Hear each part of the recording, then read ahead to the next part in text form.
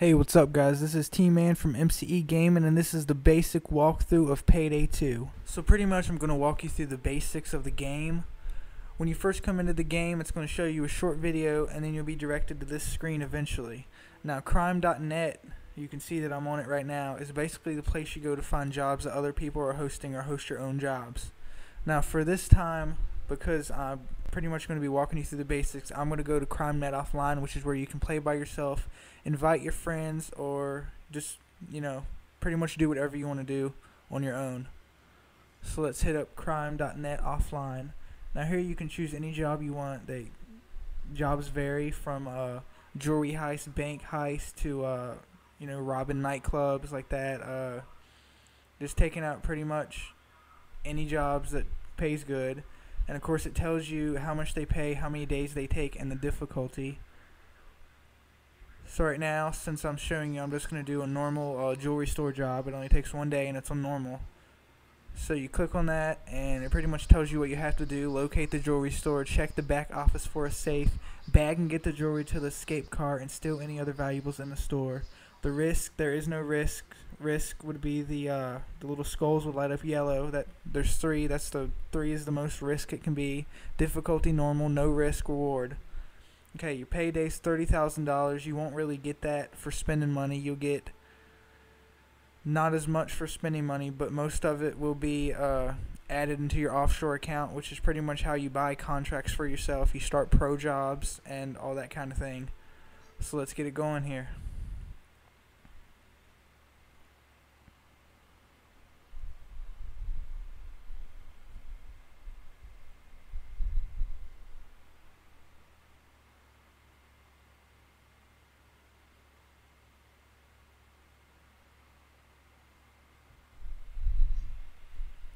Now here's the job overview. Basically tells you what you're doing. You can look at assets, look at your weapon loadout. Mine's the AK rifle with a submachine gun as my secondary. So yeah. Alright, he's requesting 3 bags. So pretty much when you go into a jewelry store, there's cases obviously of jewelry.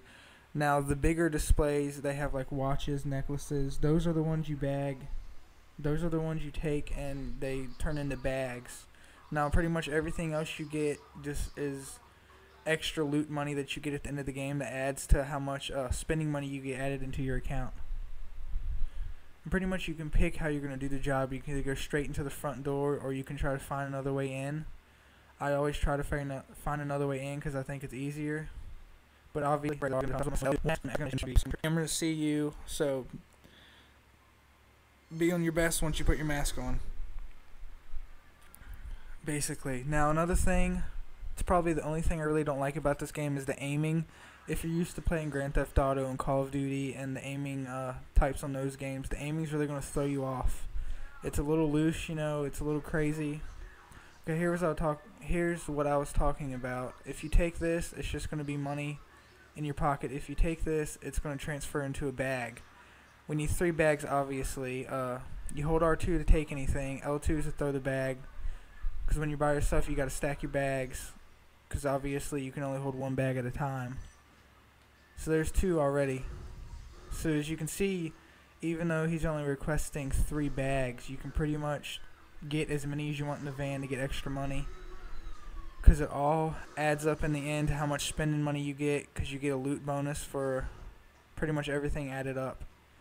So pretty much take everything you can up until you can't handle the cops anymore, because they do get pretty bad eventually when the SWAT comes in, and you get the bulldozers, you get the ones with the big riot shields. I mean, it gets a little crazy, especially when you're by yourself, but when you're with friends you'll be able to handle a little more.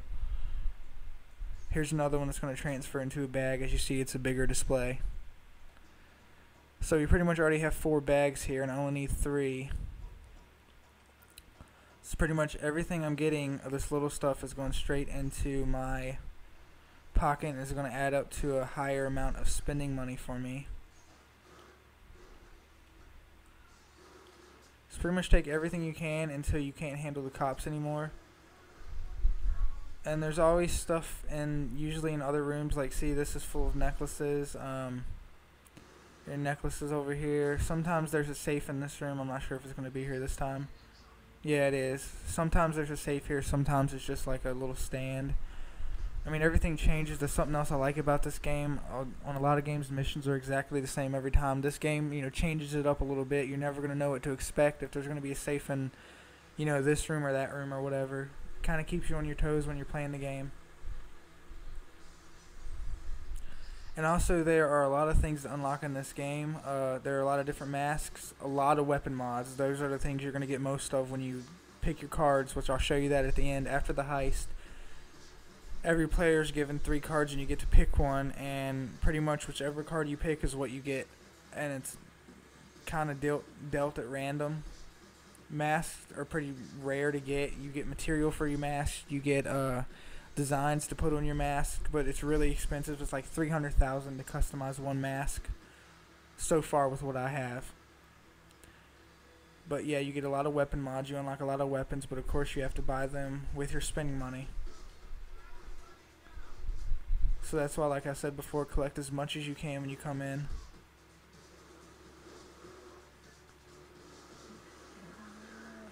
Okay, now the escape card just got here, so pretty much it's right there. You can see the little thing 47 meters away from me. I pretty much am going to have to move all this money by myself because the CPUs here won't carry any money for me. So that's why it really helps if you have somebody in the game with you.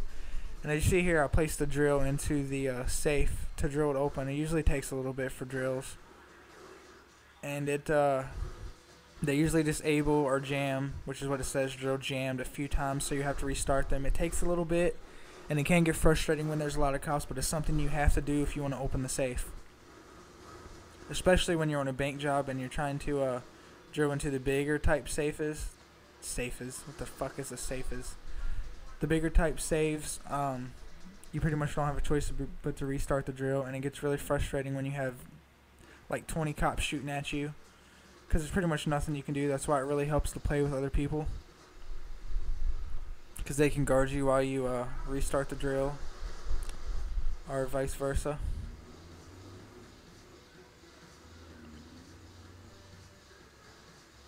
And of course it jammed again.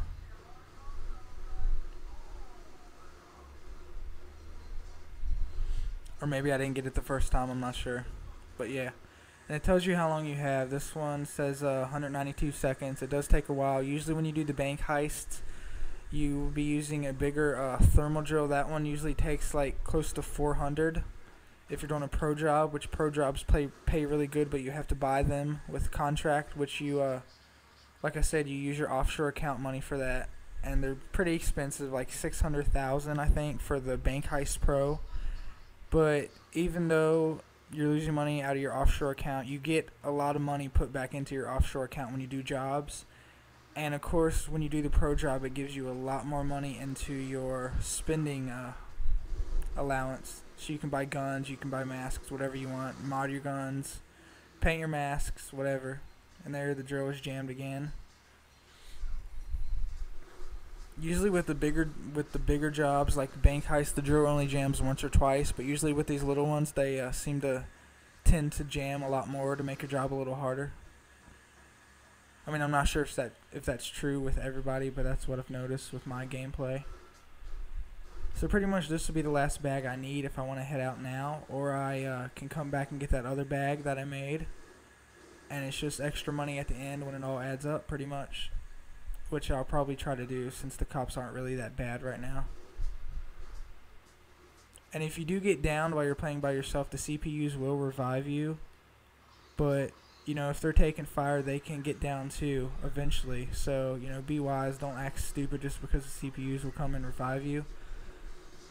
Because after a while, when you get down, you'll have a countdown, and eventually you'll be in custody. And if you get in custody, if they don't get to you in time, say if they're still in the jewelry store here, they're not going to just run out to you because their CPUs, they're going to be taking fire like, real players. So if they don't get to you in time and you're taken in custody, your game will be over if you're just playing by yourself. Oh, and there's another bag there too. I thought there was only one left, but okay. I'm going to try to get both of those just to add up at the end to a loot bonus. to get more Payday, which is what the game is all about, obviously.